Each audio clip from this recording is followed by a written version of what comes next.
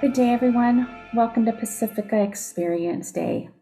My name is Mona, Associate Director of Events and Outreach. In just a little while, you'll have an opportunity to hear from Jemma Elliot, co-chair of our Counseling Psychology program, also from our alumni panel.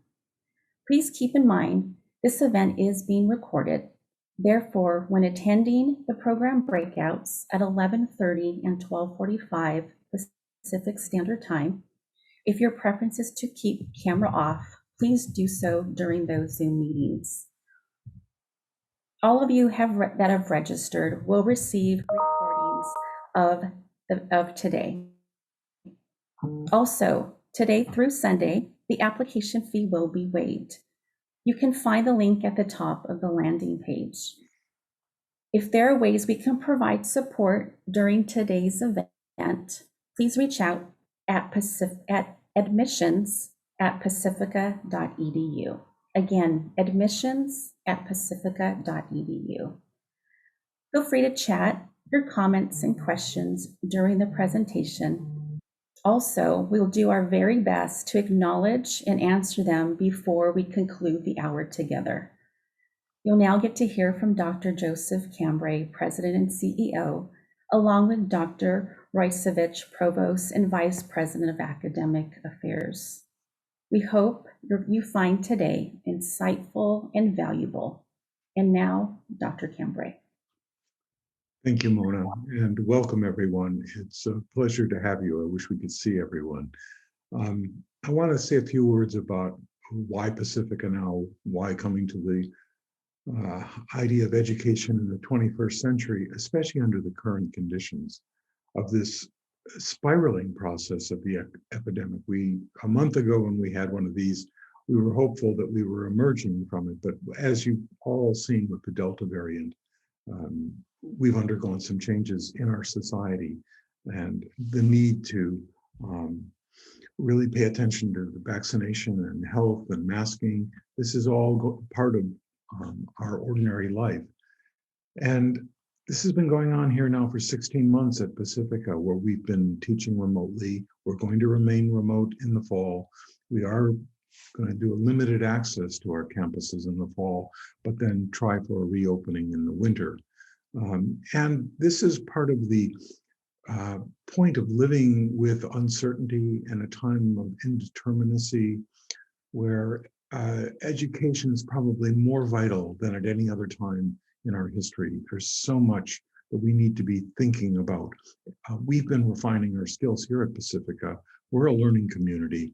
So our online presence has been altering. We've been evolving and developing that.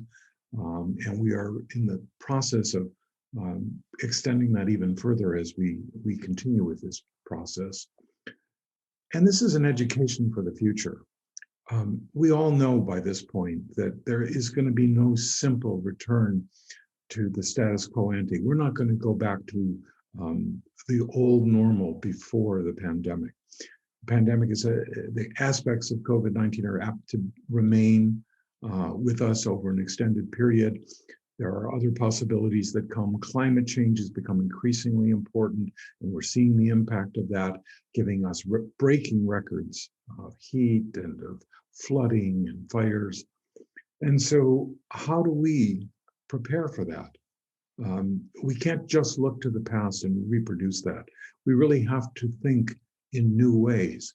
And this is one of the things that's valuable about Pacifica, because we use a depth psychological lens. And what that means is that we value otherness, that we look at what normally isn't being paid attention to, that which is, in quote, in the unconscious. And we give value and credit to that as being an influence in daily life. This creates a holistic and systemic approach to self-understanding, but also cultural understanding and education. So that things like climate change, global warming, the systemic natures of the pandemic, and the origins and sort of spread of racism are all topics that would be seen within this perspective. While at the same time, we recognize an archetypal core quality to each of these moments. And we provide an education and that's based on an archetypal understanding of the way otherness is being construed at just this moment in our cultures and in our histories. And we want to help you develop critical thinking and the use of the imagination, the disciplined use of the imagination, to really open up and understand more fully. I want to say a few more things about othering, because that's one of our main themes today. So when we say other, we usually think of the not me, and not who I am. And yet we now know the structure of the mind says what's not me often has an awful lot of what I've disavowed or have not become consciously aware of in myself. And so therefore, what has been called the unconscious is something that's in continual renewal and revival in terms of our understanding. And at the university, it's always been on the margins of awareness. Most universities focus on overt content. We also focus on process, paying attention to the way in which things happen and the timing of which they happen, or the communicative signals that come from a deeper level. This was really what the origins of depth psychology were all about, paying attention to what was not being valued or listened to. So you can see there's an element of diversity and inclusion that's inherent in the thinking. Now, that hadn't been as fully developed until into the 21st century, but that's part of what we're doing in our modernizing of our understanding of this. And what about the role of mothers?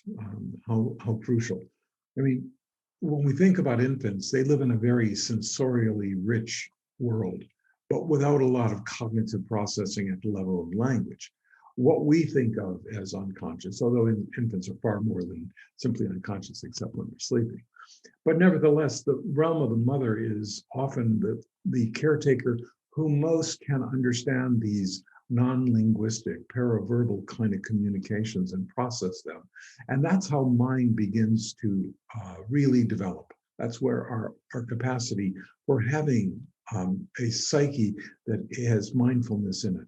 And so the role of the feminine, especially of mothers, in that is crucial. And it is archetypal, because there are none of us that have come into this world without a mother and had experiences of mothering.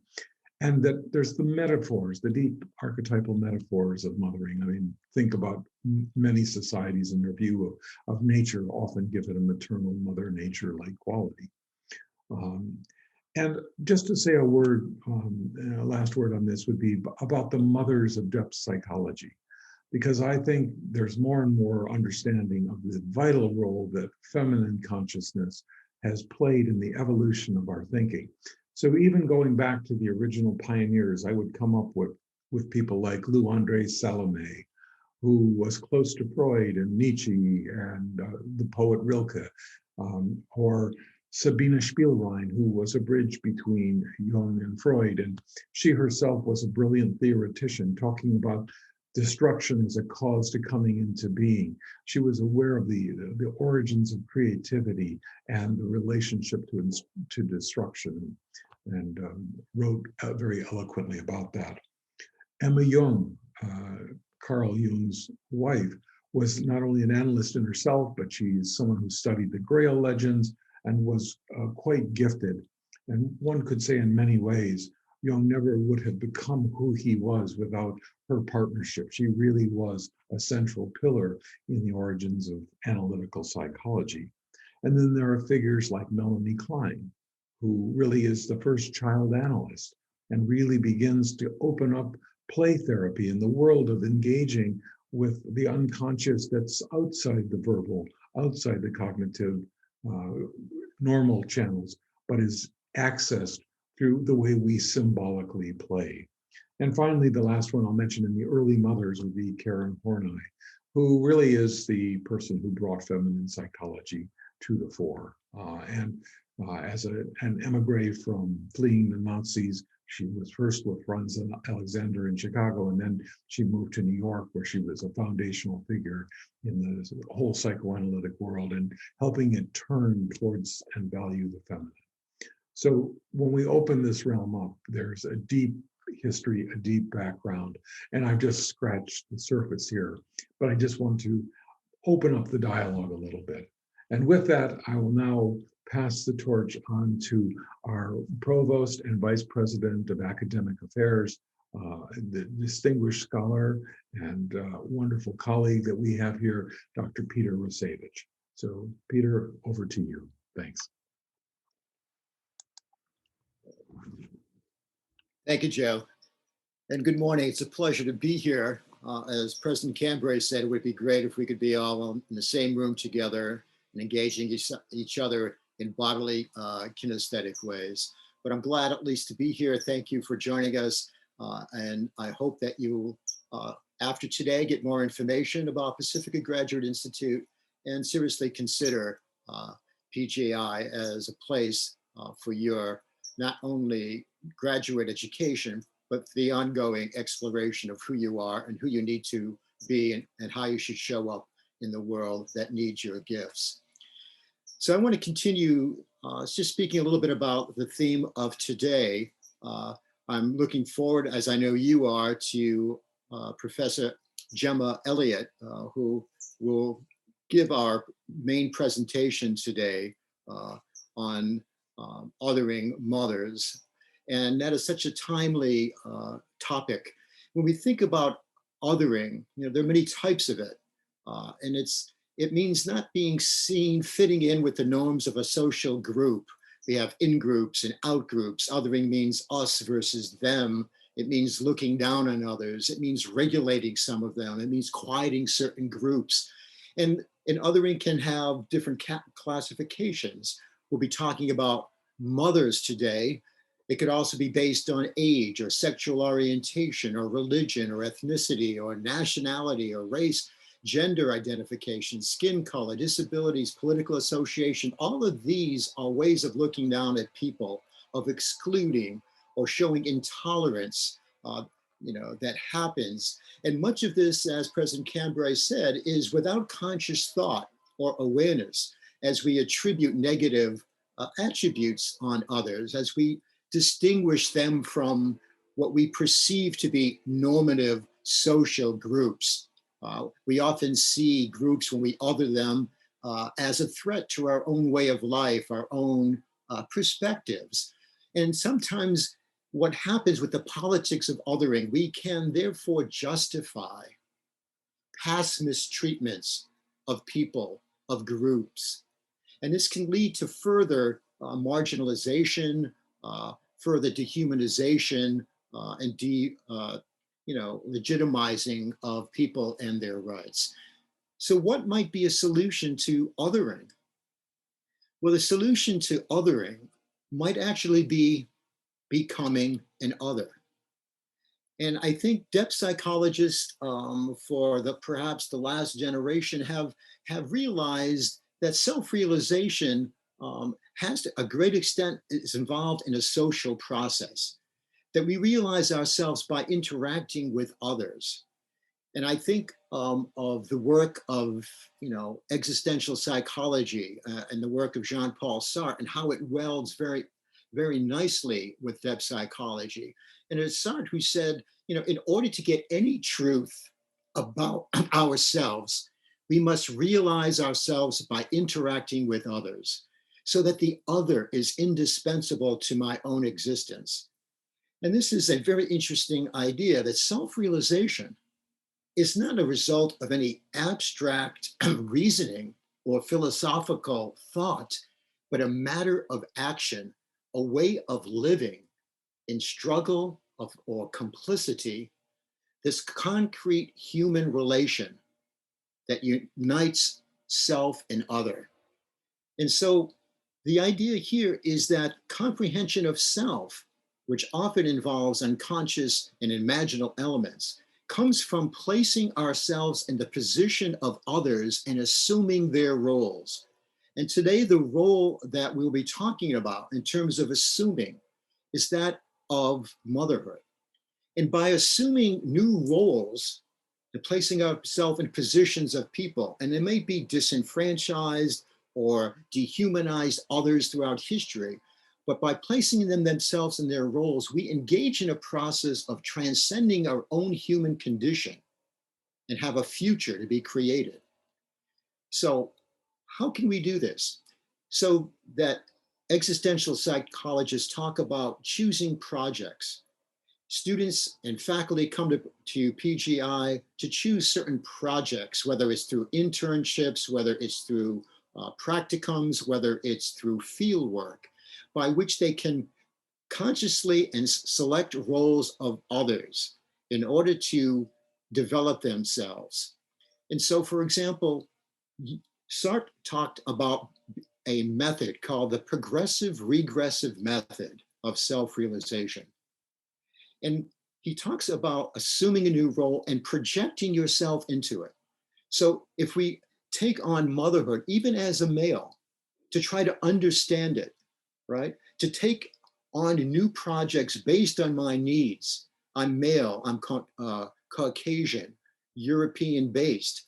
How can I take on other, which is female, mother, different race, different culture, in order to expand my own understanding of what it means to be human, to be able to project myself intellectually, imaginally, socially, through my work into an other, to alienate myself, to remove myself from my own biases and my own contradictions, and to see myself from a distance, from that moment of being juxtaposed with an other, whether it's the other is a cause or an institution or an activity or alliance or a person like a mother.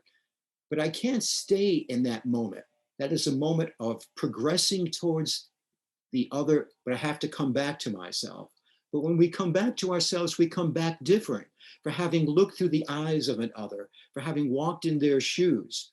But this idea of our life projects, our praxis continues. Every moment we project ourselves into the other, take on more of who they are, their strengths, their weaknesses, their fears, and we come back, but we come back to ourselves changed with an enlarged perspective. So this comprehension of ourselves is simultaneously progressive toward a consciously chosen other that we use to concretize our inner life, see our biases, our strengths, our challenges more clearly as others do, and regress back to ourselves. And it's this ongoing moment of fusion of two consciousnesses together, right? That although it's not permanent, results in the perpetual reproduction of who we are. We need others to realize who we are. Think of a teacher who needs students in order to realize their self-consciousness and their very existence of themselves as teachers. And so this is the kind of recognition that we have.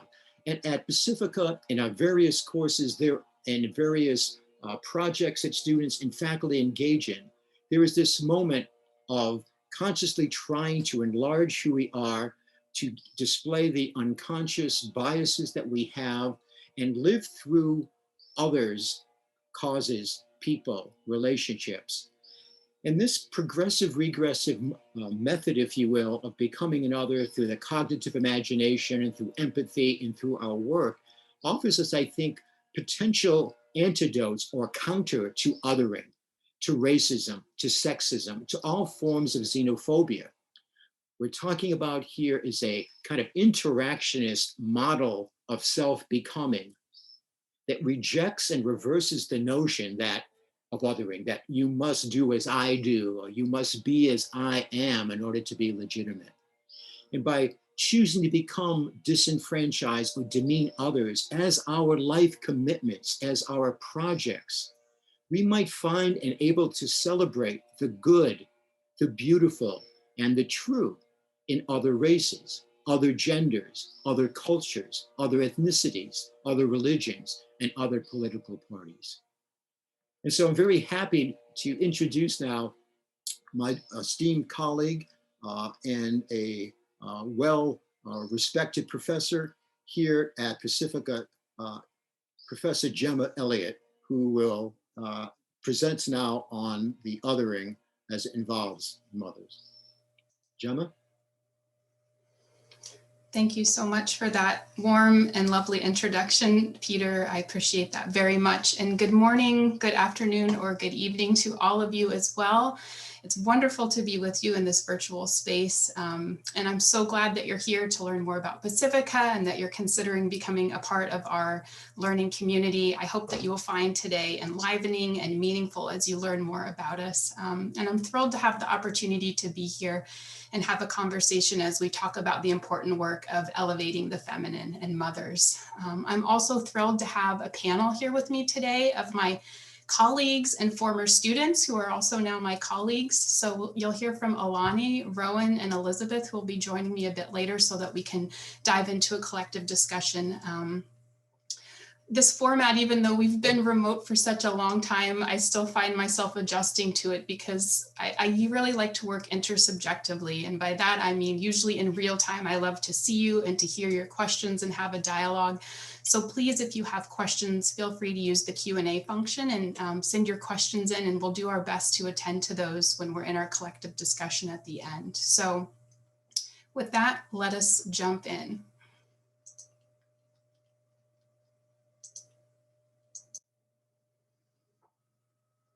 Okay, so perhaps as we begin, if you would just like to take a deep breath with me as we center our bodies and begin to dive into the work. The topic I'm going to share this morning was based on an article I did for the Journal of Jungian Scholarly Studies, and they did a special issue titled Conversations in the Field, where a number of us in the Jungian studies were invited to write brief articles about different impacts psychologically and culturally of the pandemic. And as a clinician and educator, there were so many things that I could have spoken about relative to what we're facing in this past year and a half. But the one that immediately rose to the top as the most poignant, as the most impactful, as the most top of mind was the impact to the feminine, and even more specifically, the impact to mothers. And the pandemic, to me, and the work that I've been doing really further illuminated the ongoing cultural assault on women and on mothers, and intensified that divide that already existed that women and mothers face in equitable resources and access that others do not face.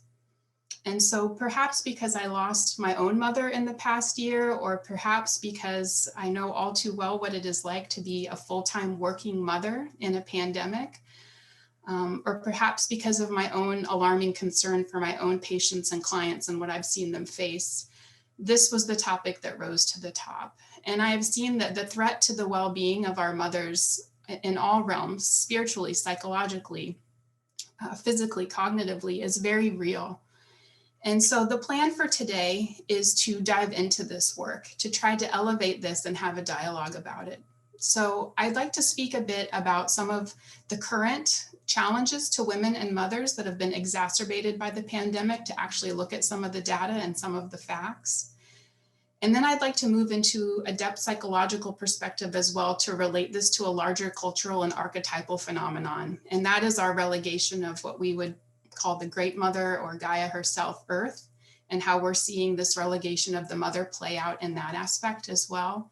And then finally, I'm going to go into some ideas and thoughts about how we can approach this clinically. So as clinicians and educators, how we can work with this phenomenon, how we can be of support to the women that we serve.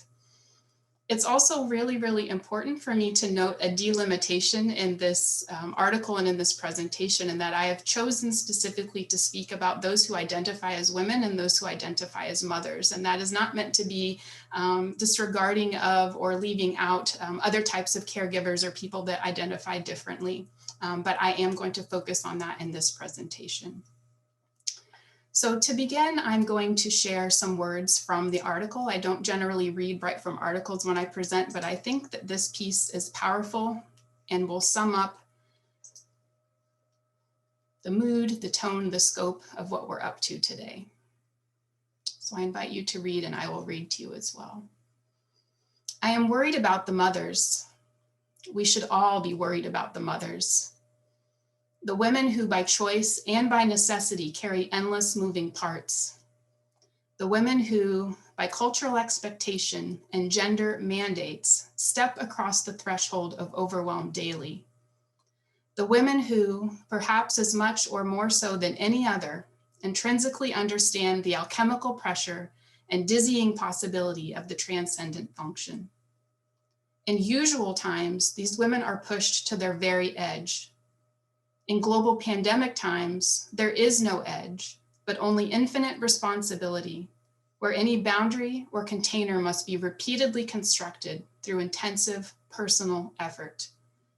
In global pandemic times, for the mothers, the long existing patriarchal and misogynistic systems that relegate and quiet them are exponentially intensified.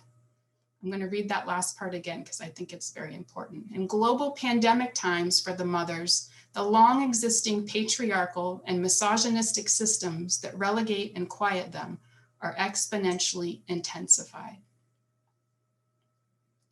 And so as we dive into this material today, there's an importance for us to look at not just the facts and what's in front of us now, but to look at this concern collectively, systemically, historically, culturally, archetypally.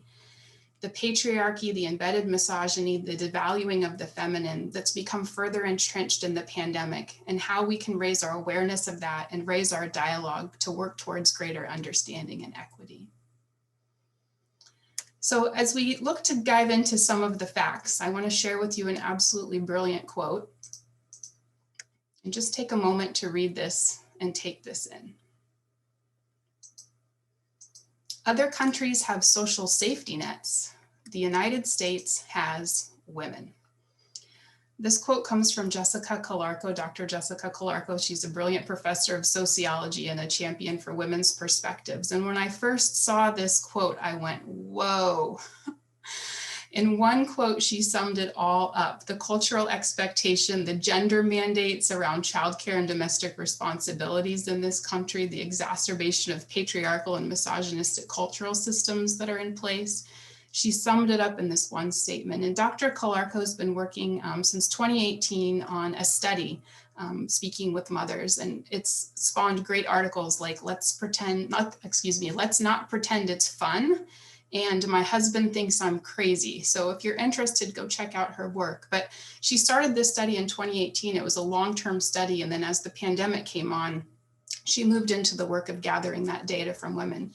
But again, I think this quote just sums it up perfectly. And as we look at some of the data I'm going to share with you, I've titled it here, Tallying the Pandemic Losses for Women and Mothers, which sounds a bit grim, but I think it's one of the best ways to sum it up. And so I'm going to take a few minutes to just share some facts, data, and statistics with you. So as we look at the different categories of losses, a huge one for women and mothers during the pandemic has been access to healthcare and reproductive rights. In America, there's been an intensifying misogynistic political culture. Anti-choice politicians have tried to capitalize on the constraints of the pandemic to limit choice, and 11 states have tried to pass laws limiting access to abortion during the pandemic. Looking globally, when we think about the impact of families pre-pandemic, if we look at Africa, Asia, Latin America, and the Caribbean, 5 million families in those areas would spend more than 40% of their annual non-food household income on maternal health care.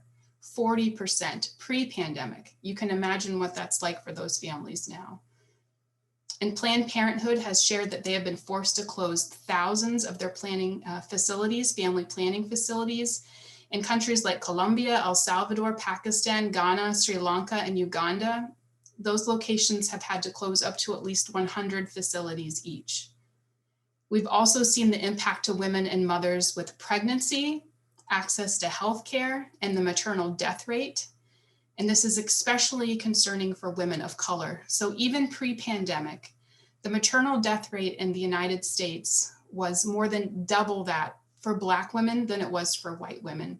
Black women were facing a 37.1 per 100,000 live births chance for maternal death during childbirth to only 14.7 in white women. That has been exacerbated during the pandemic with an access to healthcare. And in other countries like New Zealand, we've seen them implement things like mandatory paid bereavement leave for women who miscarry. The US, as we know, is woefully behind in providing universal access to healthcare and reproductive rights for women. Women and mothers have also faced the loss of childcare during the pandemic. We'll talk more about this in a moment. But women essentially have had to choose between safe and effective childcare and education for their children and their own education or vocational pursuits during this time. And there's been a difficult climate with employers. There was actually an article released in August of last year when Florida State University sent a notice to its employee workforce saying that even though they were continuing to work remotely, that people would need to have childcare, that they could not have their children kind of, running free in the home with them, even though they were working remotely. And these are the types of challenges that women have been facing. Access to childcare has been incredibly detrimental to women and to mothers during the pandemic. Educational opportunities, we're seeing this globally, women who have to leave their educational pursuits due to impacts of the pandemic and the choices that women face in those regards.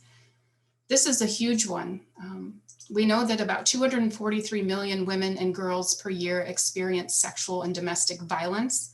The lack of their ability to escape their perpetrators during lockdowns and quarantines and to access services has been severely limited. We also know mothers have been unable to access usual school-based services for children who may have special learning needs, IEPs, nutritional supports. And of course, power and decision-making, which women and mothers already did not have the upper hand in pre-pandemic. But the United Nations did a study and they noted that the healthcare workforce comprises 70% women, but they are vastly outnumbered by men in healthcare management. Additionally, only 1 in every 10 political leaders worldwide is a woman. And so all of the power and decision-making that has happened in this pandemic has been largely centered outside of the purview of women and mothers. And if we're tallying the losses, one of the largest, which I'll touch on next, that is very difficult to even encompass, is the impact to mothers and their access to work and to vocation. So I'm going to share with you another pretty gnarly quote, but I think this really sums it up well, that came from a great article in The Atlantic. And you can read it with me. It says, "Enough already. When people try to be cheerful about social distancing and working from home, noting that Shakespeare and Newton did some of their best work while England was ravaged by the plague, there is an obvious response. Neither of them had childcare responsibilities." Again, I was absolutely moved when I saw that quote because yes, the loss of vocational pursuits to women and mothers in the workplace during the pandemic has been devastating. We know that 3 million women have left the workforce and a disproportionate number of those are women of color. Even pre-COVID, only 1 in 5 direct reports to a CEO was a woman and only 1 in 30 was a woman of color. So if we were facing those statistics pre-pandemic with 3 million women leaving the workforce, those numbers have been intensified.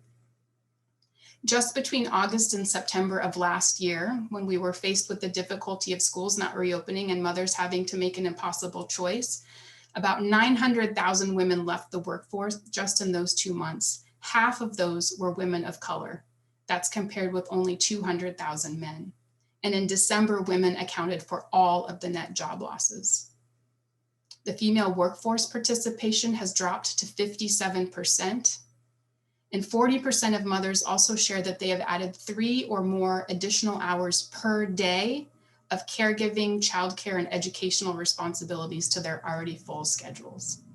So add those hours on, and we can see what this does to the work life of a mother and the choices that she faces.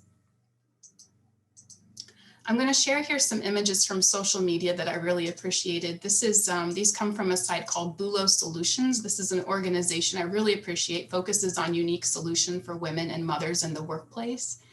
And so I chose 3 memes that were very impactful as I was monitoring this in social media. On the left, you'll see this quote that when women leave the workforce, there's a 39% decrease in earnings for every year that they are out. We've learned that employment for women may not recover to pre-pandemic levels until 2024, a full 2 years after it will likely recover for men. In the center, you see this image that says more than my rent. Absolutely insane childcare costs have impacted the choices women and mothers make during the pandemic. Pre-pandemic, childcare was already nuts, an average of $9,500 a year for childcare. Now, during the pandemic, Center for American Progress has noted that childcare costs have almost doubled, about $18,000 per year. So this is what women are facing. And then the one on the left I included because I just absolutely love this quote from the mom attorney. Women can simultaneously manage teams, grow new humans, launch businesses, use their bodies as a food source, and society is still all like, nah, women can't lead. So I think, again, that's a quote that kind of sums up this patriarchal, misogynistic attitude that women are facing during the pandemic. But again, to sum up on this, the impact to women's vocation, to mothers' vocation, has been immeasurable, have been set back years, if not decades, by the impact of the pandemic. And so it's important as we're looking at all of this data not to become overwhelmed by it, but to focus on the acknowledgement of the very real losses and inequities that women and mothers experience that have been intensified by the pandemic. The relegation of the feminine, the patriarchal attitudes that devalue women and mothers and motherhood, despite women's and mothers' considerable contributions to the collective. Side note, we have the data that shows companies that employ a higher number of women in the C-suite have higher incomes, but I digress. In all seriousness, the intensification of these inequities during the pandemic really reminds us of this literal, archetypal, and metaphorical desecration that is happening of the mother and of our relationship to and with her. And when I think about this from a more psychological perspective and moving into a depth psychological frame, it brings to mind to look deeper. And when we're doing depth psychological work, we're always looking below the surface to say, what is the larger story here? What is not being said? What is not being asked? What is the work that is asking to come forward and be explored? And I can't help but constantly be revisited by, and you'll see her image here, we want to call her Earth herself, or Mother Earth, or Gaia, who comes to me in my dreams and is suffering greatly at this time. The depth psychological perspective asks us to look at this link.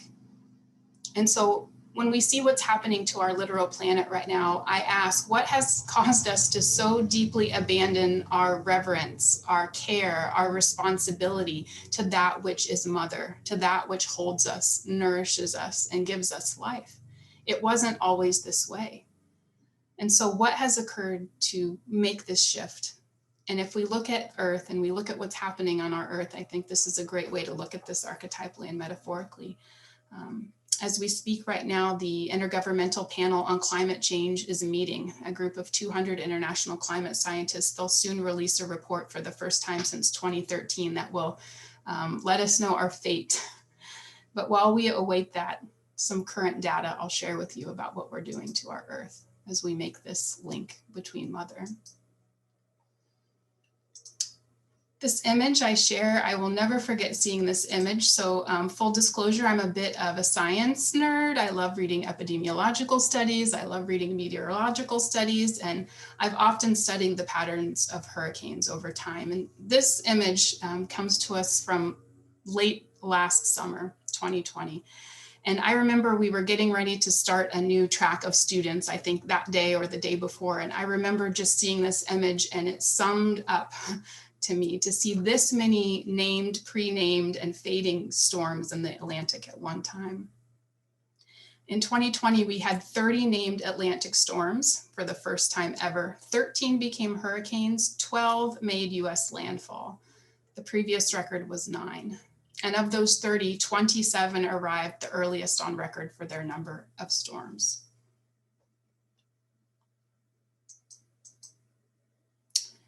You'll see before you now a listing of 17 countries. If we were live and working intersubjectively, I'd ask one of you to take a swing at what this listing of 17 countries represents. But since I am speaking into this space, I will tell you. This list of countries represents locations where devastating flooding has caused widespread loss of life in the past 14 days. In the past 14 days, we have seen widespread loss of life due to flooding in these 17 countries. And moving from water to fire, a bit of my science nerd here, you'll see before you the United States drought map. On the left, this time last year, on the right, this time this year. And what looks like we may have fast forwarded many years has happened in just 1 year's time. Last year, the US saw 9,000 wildfires that burned 4.2 million acres. California, here in California, we saw the warmest August, September, and October on record, 6 degrees higher than the 100-year average. And the California government estimates that this year alone will spend $1.3 billion on emergency firefighting costs. This is not to mention drought worldwide, which we're seeing record wildfires and heat waves in the Arctic, a historic Australian bushfire season, record low measurements of Arctic sea ice, and extensive drought throughout Europe and South America. So if I haven't depressed you too much yet, but in all seriousness, what does this tell us when we look at all of this irrefutable data, the desecration to our earth, to our great mother? What does this tell us about our collective attitude, our collective posture towards the mother? What does this tell us about our lack of reverence, attention, and care? And what I'm sharing here is that it's time for us to make amends with the mother. It's time for us to call in the reverence and presence of Gaia, the power and healing of Isis, and to make our reckoning, to make our ability to be with the mother known. And awareness of these themes and images and metaphors is one part of the responsibility of our collective awareness here to these challenges, is to be aware and to call ourselves accountable and aware of them. But the other piece of this is, what do we actually do? With all of this information, what can we do when we actually get in the room as a clinician, as an educator, or even as a friend or a mentor? What do we do when we get into the room with a woman or a mother who is suffering under these circumstances? And so through the pandemic, I've been kind of thinking about, how do we approach this? Obviously, I'm a clinician. I'm a licensed marriage and family therapist, a licensed professional clinical counselor. I'm also teaching, obviously, learning clinicians. And so I do think from a clinical frame. And so some of this will be based in that, but some of this is also just good human beingness that everyone can attune to. But as I've been thinking about this, I kind of came up with these 4 A's: acknowledgement, assessment, artistry, and advocacy, for how we can begin to work with these challenges for women. And I'll kind of go through each of these now. And the first is acknowledgement. This is the most simple, but perhaps the most effective thing we can do. And this is an unmitigated witnessing and reflection of the truth of the challenge that mothers are facing. I count myself privileged in that I have supportive people in my life. I have warm collegial relationships with my coworkers. I have thoughtful family and friends who care about me. And even with all of that said, I can probably count on less than one hand the number of times in the last year and a half someone really looked at me and acknowledged what I'm going through. I remember one time when a well-meaning family member said, wow, you look really tired. You know, why are you so tired? Are you okay? And I thought, of course I'm tired. I work full time. I'm responsible for over 300 students and 60 faculty and staff who need me. I'm full-time homeschooling and caretaking a child. Yes, I'm tired. So there's something about us looking eye to eye with these women and just truly acknowledging, I see you. I understand what you're facing. You're holding a lot. I'm here to witness you. Acknowledgement. The second A I have is assessment. And as a clinician, our minds in assessment go to things like, are we oriented ×3 and doing a clinical checklist? And that's not what I mean here. By assessment, when I get into the room with a woman, one of the very first things I'm going to do is assess for her systems of support or lack thereof. And I am going to make a list of this with her. We are going to think about this holistically, and we're going to create a plan. And it's also really important that we as educators, as clinicians, have a robust listing of resources that we can use to support our women and mothers. I want to know what community services are available, what support and affinity groups are available for her, of course, including virtual options during this time. Medical services, school-based supports for her kids. Does she need her own educational supports? Is this a mom that needs to finish her high school education or her college education? Does she need a reskilling program? Does she need vocational support with her employer? Does she need help, potentially even setting up a LinkedIn account or networking? Also, side note, shout out to LinkedIn, who finally this year created pre-populated options for those on adoption leave, parental leave, bereavement leave, maternity leave, home, full-time parenting. So side note on that. But again, assessment. We want to have a robust web of support for this mom, and we want to provide her with the resources and the access that she needs. The third A that I'll get into is artistry, or as I say here, inviting in the depth psychological. And so this is where we can get into the artistry of recreating story and finding power in the ancestors and in the collective in doing this work with mothers. This is where we can bring in myths and stories and times and places where the feminine was empowered and celebrated to kind of re-story that role for mothers. So I have one of the great mothers here to watch over us. But again, when we call in depth work, when we call in the ancestors, when we call in those forces of the mythic realm, that gives us the ability to see imaginally and create a new story, to work archetypally, metaphorically. That's when I feel some of the most true work can commence. And so if there are ways that we can utilize examples of the powerful, the sacred, the respected feminine with mothers, this can repattern the way that we think about our roles and our personas. So I'll briefly share with you a couple of them here through images. One of the ways I like to do this work is to kind of call in the deities, to call in work mythically. And so again, if we were working intersubjectively, I would ask you to call out these deities that we have. But on the left, you'll see Isis, Egyptian deity, mourner, healer, mother, seen as the epitome of maternal devotion, would invoke healing spells to benefit all. And on the right, we see Demeter, the harvest goddess and the overseer of the cycle of life and death. And as you may know, in the myth with Demeter, her love for her daughter was so powerful that she neglected her work of the harvest and caused a famine. And so when I think about that myth in current times, I think, what would happen if women put down our work today? What would happen if we put down our work with the grain today and walked away from it? What would happen to the systems that we have in place? Would we be in a famine? A couple more deities here for us. On the left, we see Jemma. I love this image of her. All waters flow from her. A deity from Nigeria. She's very celebrated in Santeria, seen as the mother of all, accompanied all the African men and women across the oceans. And on the right, you'll see Nuwa, a Chinese deity seen as the creator of all life. Also a savior of life. She repaired a pillar of heaven that was broken, that she could hold up the sky and save everyone. And I've also included here some images that I love from Egyptian statuaries.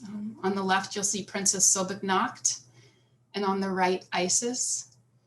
And these are absolutely beautiful images, statuaries that would have been placed in shrines or temples to kind of bring in the feminine energy and to ask for the prayers and protection of these women. And I think too about relating that to today, where women who are breastfeeding are often asked to cover up or to go into privacy or to not do that publicly. And if we look back into this, to the 13th Egyptian dynasty, not only was that not occurring, but images of these women were being held enshrined as a way of honoring and protection. So I wish I had a whole hour just to go into this piece, but just a brief reminder that by working with myth and image and metaphor, and even, these deities from different cultures, we can reignite and rechannel that powerful and divine feminine energy that historically has been elevated and revered.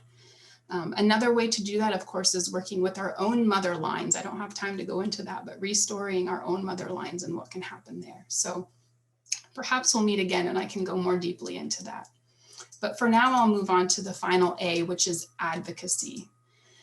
Oh, this is a big one. We need to advocate, advocate, advocate for our mothers. And oftentimes when we interface with mothers, they might be at a point when they are just really, as I said before, on their knees. And so we need to be able to advocate for them and to model advocacy for them until they're in a place where they can advocate for themselves. I love to do this by sharing examples of other women in advocacy. I'll share a couple of them briefly here. The first here is a picture of the internationally known singer Alanis Morissette. She was singing live on the Jimmy Fallon show last summer and was the epitome of advocacy for moms multitasking. So if you have not seen this video, I encourage you to go look it up. It's a beautiful rendition of Alanis Morissette singing full voice, beautifully, perfectly, while holding her child who is intermittently speaking to her, knocking her in the head with headphones. And she does this beautiful job. And the public reception to this was absolutely phenomenal, to see a woman who stood in her power, advocated for her right to do her work, do her art, and mother at the same time. I'd also like you to take a moment to just be with this image. When I first saw this image, it arrested me. And this is Olympian Allyson Felix. And you'll see that on her chest, she's sporting her 9 Olympic medals, but she's also sporting her C-section scar. And Allyson Felix is a fierce advocate for women. As you may know, she's the most decorated female US track and field Olympian ever. And she left a deal with Nike. So Nike basically offered her a 70% pay cut once she became a mother. She had asked Nike for contractual protections, that if she was not able to perform to her usual her usual levels post-birth, that they would give her contractual protections. And they refused. They offered her a 70% pay cut. So Allyson Felix left. She left Nike and she started her own organization that supports women and mothers and athletes. Also, just side note to Nike, at 10 months postpartum, Allyson Felix beat Usain Bolt, a man's world record. So I think Nike lost on that deal. But I think she's a powerful example of women and mothers advocacy. And I have a quote here from her. She says, "Keep going and keep speaking up, even if your voice shakes." She shared that she was terrified to make that move, but she did. And she inspired millions of women by doing so. I also shared here some images of really awesome, cool pictures made for me by my own daughter during the pandemic. And so sometimes one of the most powerful ways I can advocate with my clients is to share my own experiences with them. As a clinician and educator, there's usually more of a boundaried line between the personal and the professional. But in this realm, I do tend to lean in more to sharing my own experiences and what it's like to say, yeah, I understand, I've been there. I understand what that's like to have to start working at 9 p.m. and finish at 2 a.m. and then get up at 6 again because you were mothering. So I think sharing our own experiences too is a way we can advocate. And so I want to close up here. I've shared here a link that I encourage all of you to go to. You can screenshot this. The UN Women website for COVID-19 impacts to women and girls. This is an amazing website that has all kinds of really wonderful categorical data and information about how we can support women and girls during the pandemic. I encourage all of you to do that to raise your awareness. And as a closing thought, just a moment to kind of say, we've come a long way. We've made some headways. As we know in the US with the November 2020 election, women hold more congressional seats than ever before. Obviously, we have also our first ever woman and woman of color in the second highest political office in the United States, but we still have a long way to go. And especially in the field of depth psychology, as educators, clinicians, there is a deep responsibility for us to think about this critically, to continue to pay attention to these concerns, to be with the images, the data, all that comes in, and to consider it carefully. And as Dr. Cambray and Dr. Roysevich mentioned earlier, as we continue our intensifying global dialogue about concerns of diversity, equity, and inclusion, I really hope that we will include the needs of women and mothers in that conversation. So I will stop there. There's so much more I could say, but I will stop there. And I would love to invite our distinguished panel to join me now. Elani and Rowan and Jessica, I'm sorry, Elizabeth, thinking of Jessica. If you could please join me and we'll open up a collective dialogue together.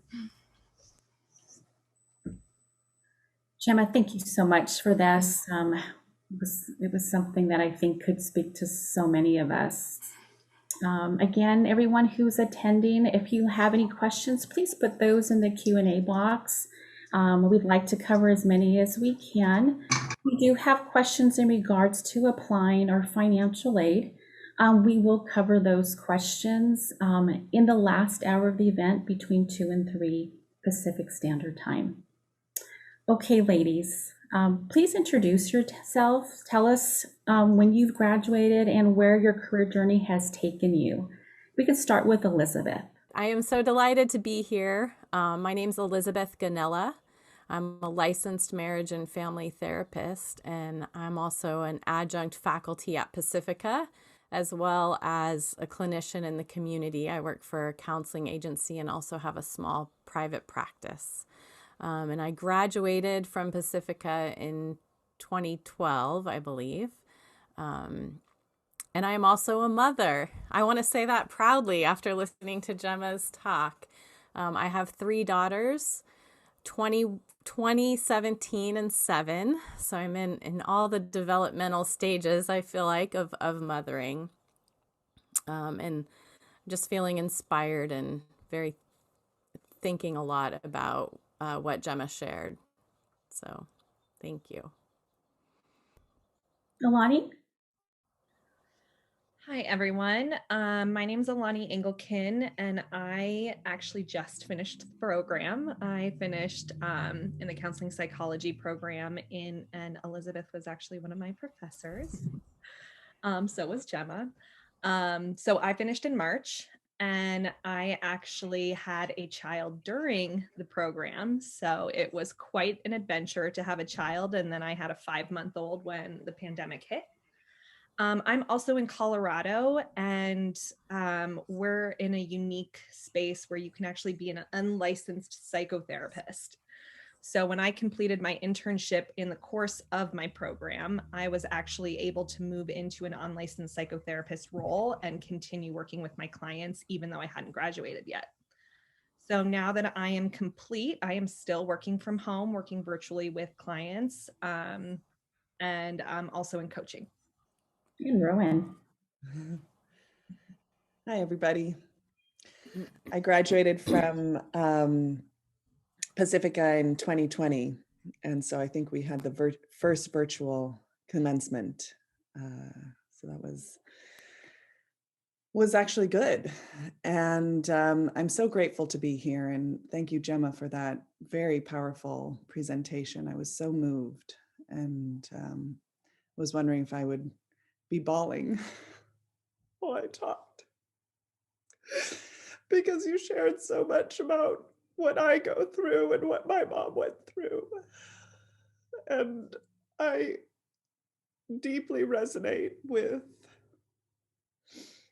all those challenges. And I too have a very supportive partner, and he's 110% a dad. And but I'm in such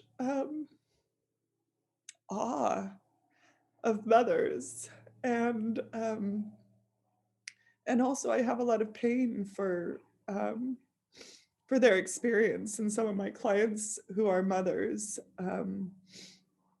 what they're going through, including something that's a subject that's very close to my heart, which I partially wrote my thesis on, which is ecological grief, and which is the grief for habitats and species and ecosystems. And I think that's where I started, just welling up and getting moved, was when I saw that picture of Gaia holding the earth. And I know that my clients experience that, clients of young children who are mothers, and they express, I'm scared for my child, and what's going to happen to the animals, or, and I think there is something that children need. I think I always find it so interesting that there's so many like plush toys, and the toys that we give our babies are wild animals, the tiger, the rhino, the elephant, and that's, and I think they need that. They need that wild animal strength and power, and it speaks to some part of our psyche, especially with babies and little ones. So I have two sons, age 4 and 11, and my 4-year-old was 10 months old when I started the program. And I was so grateful to Pacifica because I chose the residential. I live in Ojai, California, but I chose to stay there during the tracks, and I was still breastfeeding very much. And I was able to stay at the hotel instead of on campus, and that was good, because then my husband and my caregiver brought my child to the Best Western, which meant that I could go back in the evenings and spend the night with my kid and breastfeed and pump and all that good stuff. And so I definitely felt supported by Pacifica, as I was the mother of a young child in the program. So I think that's, I feel like I talked a lot. Thanks again for having me. Thank you for sharing. So I'm going to go ahead and start with our first question. We have about 10 minutes, so I'll start with this. And Elizabeth, if you want to begin, what is something that you wish the collective was aware of about the unique challenges of what it's been like to be a mother, working in the psychological field and attending to clients, all while parenting full-time in a global pandemic? Okay. The first thing that comes to mind, it's such a rich question, is that, and this was with me through Gemma's words as well, but the immense amount of support that is always required for mothers, but that just increased exponentially with the shutdown of the supports that are in place in the culture. So that loss, and Jemma spoke to this so well, but just the supportive systems of childcare and school and elements in the community that are there to support mothers and help alleviate some of the the burden of all the childcare were vanished. And that became an incredibly large problem to solve and dilemma to deal with. And what occurred to me is how much support is always needed for mothers, but the increase of that. And by support, I mean the immediate support, but all the way out to the cultural, the ecological, the political, all the layers of support needed. And to feel like those things were sort of crumbling or dropping away, and that sense of I have to do something. And I really touched into that in the talk today of how no matter what seems to be happening, it does feel like that responsibility tends to land on the mother. And that's a great burden to bear. So what I would want the collective to know is that we need support. The support, layers of support need to be shored up and increased and amplified and magnified for our children as well as our mothers. And one other thought I'll just share quickly is in looking at the archetypal elements of the mothering is the nurturing and the supportive and the life-giving energy force. And that actually I feel like when that's relegated or pushed aside, it hurts everybody. It hurts the collective. It hurts all the creatures and beings and humans on the planet. And so I that's just a thought that occurred to me now, and how that impacts men and women and children and in all the different aspects of life. And that actually by bringing that back and valuing and upholding that nurturing stance, we all benefit. And hopefully Mother Earth benefits exponentially. And I hold that vision and that hope even amidst some of the difficult things that Jemma talked about this today. So yeah, thank you. I would echo everything that Elizabeth shared. I know for myself, being a new mother to a 5-month-old and losing access to family at the beginning of the pandemic, and being in that place where we didn't understand what was happening yet or how to protect ourselves, that was really difficult to keep up with school and to be there for my clients and to also be breastfeeding and needing to give pretty constant care and attention to my baby.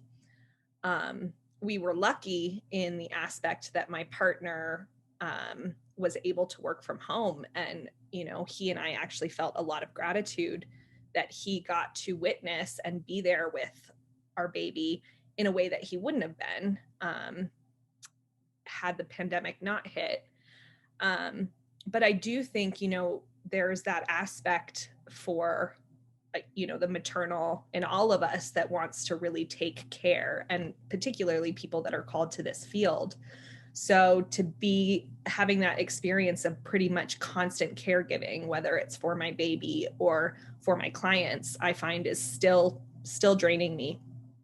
And I actually participated in a really beautiful workshop by a friend of mine who's an anthropologist and a curandera healer.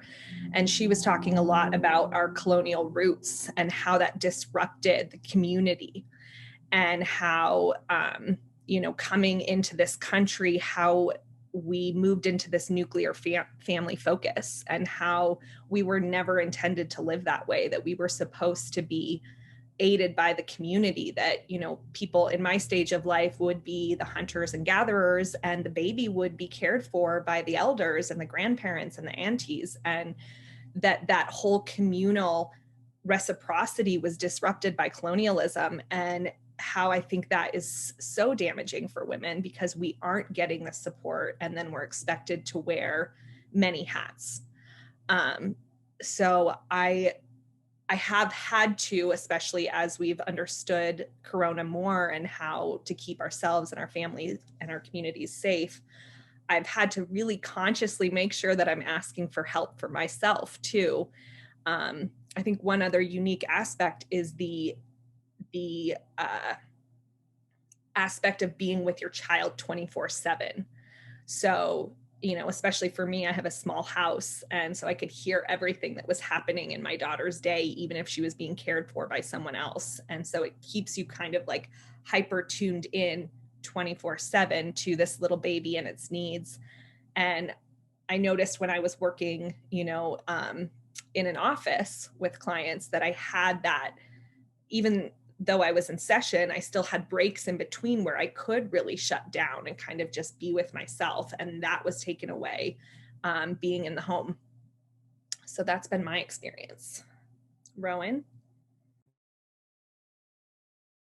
Yes. um, there was one aspect of the pandemic that I actually just really appreciated. There was a certain sweetness about being together, and I can relate to what your husband shared, like, or what you shared, Alani, which is being able to be there, and be there for the moments, all the little moments, and so I feel like that was actually, in my experience, very precious. But, I do know, like Jemma said, that it put a lot of stress on mothers. And I have clients who are, I'm thinking about other clients who are mothers and had a baby during the pandemic, and the level of postpartum depression and anxiety is pretty high, and I think it's very much related to the loss, all the losses during the pandemic, and the loss of support that was offered. And I remember when I first had a child, and someone said to me, "Every mother needs a mother," and I think that's so true. And that was a big loss that we all experienced, which was the cutting of the ties between the elders and the young ones. And if those ties weren't cut, like my uncle who lives in Illinois, he was still caring for his granddaughter, my uncle and aunt, and then they got COVID from their granddaughter. And it's this stuff is real.